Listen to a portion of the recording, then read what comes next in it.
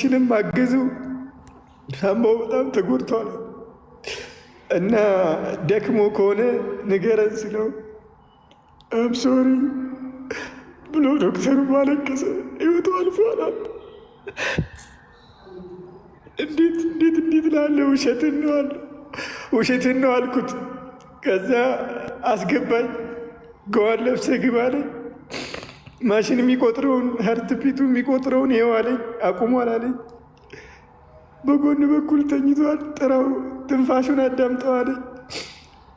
እዛ ተጋቢ መሐመድ ሰይድ ስለው አይመልስም። መሐመድ ሰይድ አልኩት አይመልስም።